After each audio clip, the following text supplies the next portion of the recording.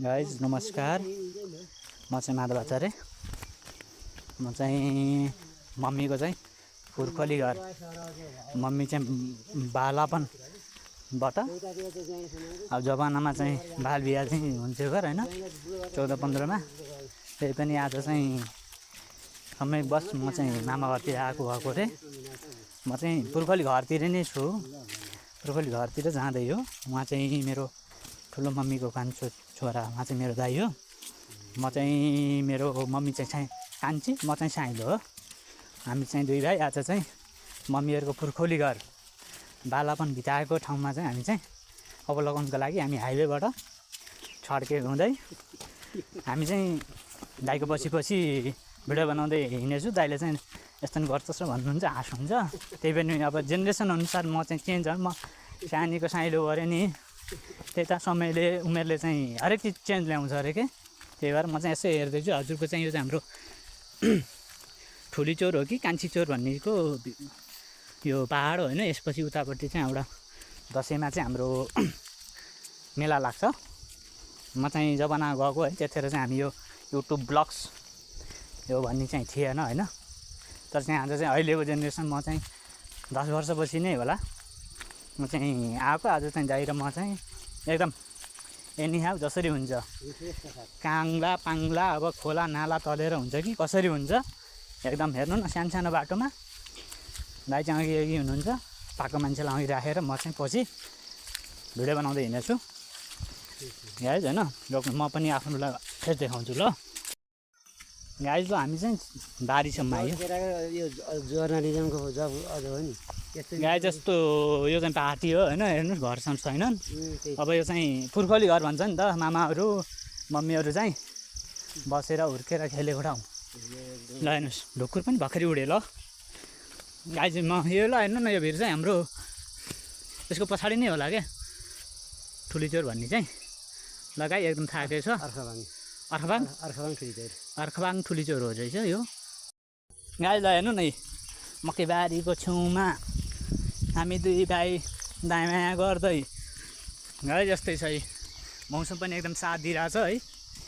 मधेसको जस्तो गर्मी पनि भएछ, पाहाडको जस्तो चिसो हावा पनि ल्याएको छ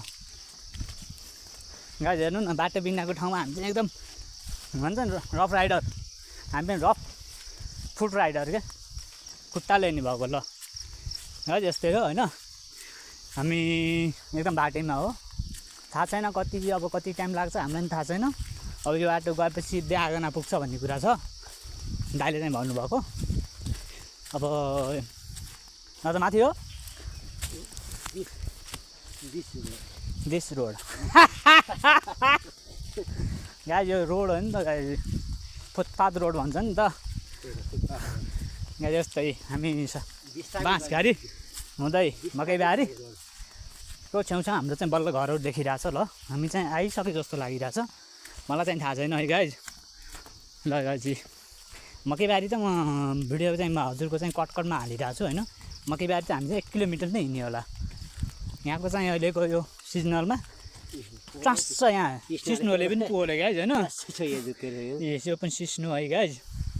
गाई जस्तै हामी हिँडिरहेछौँ ल। यता दाइ हुनुहुन्छ, यता म छु गाइज। म माधव हो अनि टङ्क घिमिरे गाइज। ल घसाङ घुसुङबाट निक्लेर हामी अलिक खुल्ला चौरतिर आयो होइन। दादा यतै हो नि, म त्यो घर जस्तो लागिरहेको। ल गाइज आजलाई यति यहीँ खतम गरेर मेरो ब्लग फेरि पुगेपछि फेरि अर्को ब्लग बनाउँछु ल। चिस्नुले पोलेर मलाई रम बनाइरहेछ है गाइज। ल हेर्नु न पुरा धार छ क्या, धार। अब मैले चाहिँ मामा घर चाहिँ बच्चामा आउँदा चाहिँ मैले चाहिँ यो कटुस आइटम खाएको थिएँ। यति हो माथि हो गाइज। ल हेर्नु त उकाली ओराली गर्दै खोला नाला सागर तर्दै लेख बेसी पहाड गर्दै त्याग गरेर मेरो म त आएँ मेरै हजुर माधव आचार्य यो त्याग के लेख्छ नि अँ। मैले जानिनँ मेरो नाममा उकाइदिनु मेरा छोरा लस् मेरो तपाईँ भनेपछि तपाईँको नाम नै मेन्सन गर्ने मेन्सन हुँदैन हस् ल मेरो युट्युब सब्सक्राइब गर्नु होला गाई ल उकाली ओह्राली गर्दै पुर्खौली मम्मीको घर जाँदै खोला नाला सागर तर्दै गाई हेर्दा त पुरा एकदम सुनसान छ तर नेचुरल्ली चाहिँ एकदम पिसफुल छ क्या गाई चाहिँ होइन शान्त मन्द खोलाको आवाज आइरहेको छ है अब म बोलिरहेको छु होइन अब सुन्नु चाहिँ सकिरहेको छैन त्यसको लागि चाहिँ म क्षमा प्राप्ति छु ल हेर्नु गाई यस्तै हो होइन त्यही त हो भन्छन् नि पहिला पहिला पाहाडमा बस्नुहुन्थ्यो थोरै खानुहुन्थ्यो राम्रो खानुहुन्थ्यो 100 वर्ष बाँच्नुहुन्थ्यो गाई आजभोलि हरेक चिज street fast food packet food भन्छ नि त प्लास्टिक फुड भन्छ आजभोलि त झन् त्यस्तो खाने आयु 100बाट घटाएर 100बाट घटाएर 60मा गइयो भन्न त नेपाली अनुसार 68-67 भन्छ कर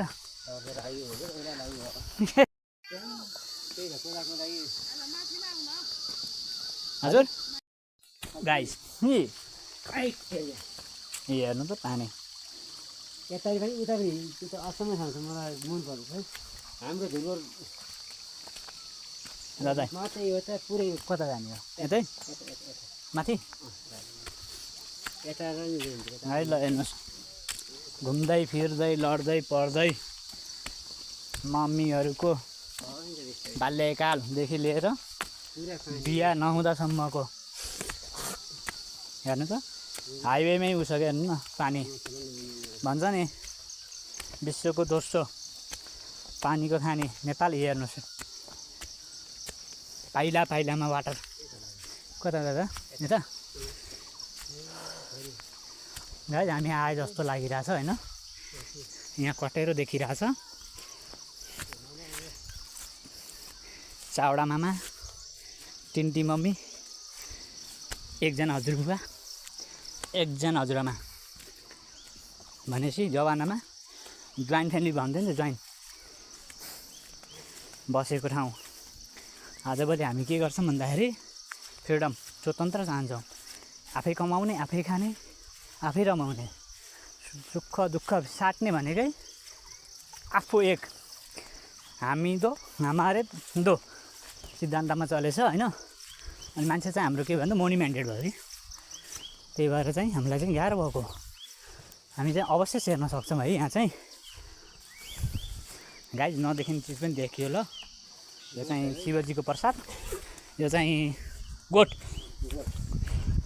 हरियो मसिनो खाने गोठ टारी ढाबा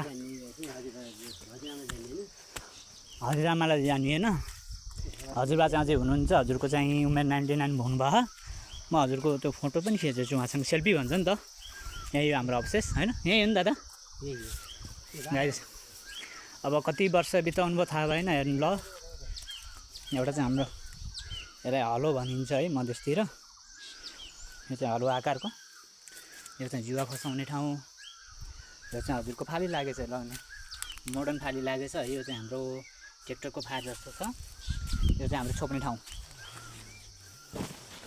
गाई यस्तै हो हेर्नुहोस् के को बुटो दाइ हो नास्पाती गाई ल फलेको नि रहेछ ल गाई हेर्नु न गाई फलेको नि छ है म फल पनि देखाउने प्रयासमा छु ल्याउनु पहिला पनि देख्नु भएछ नि गाई यो चाहिँ फल हो ल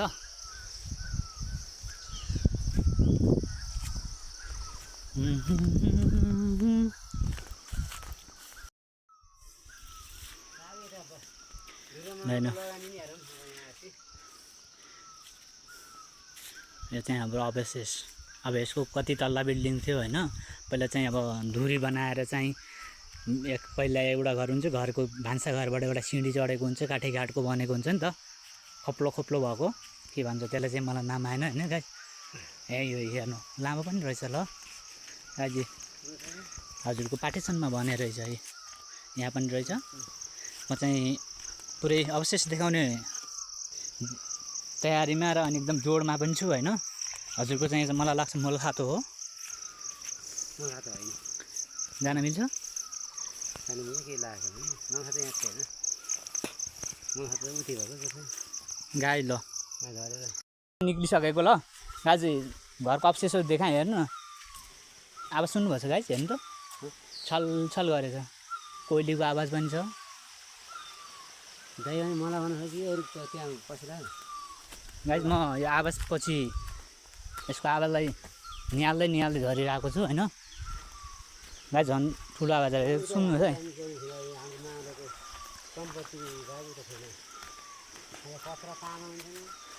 गाइज ल मेन आवाज यहाँ रहेछ गाइज होइन ल हेर्नु छलछल गरेछ गाइज हेर्नु त ल यहाँ पानी आइरहेछ यो पानी हजुरको यहाँ झऱ्यो यहाँबाट हजुरको यसरी हजुरको चाहिँ यो चाहिँ सर्लक्कै यो जान्छ हजुरको चाहिँ तल बेसी खोलामै जोडिन्छ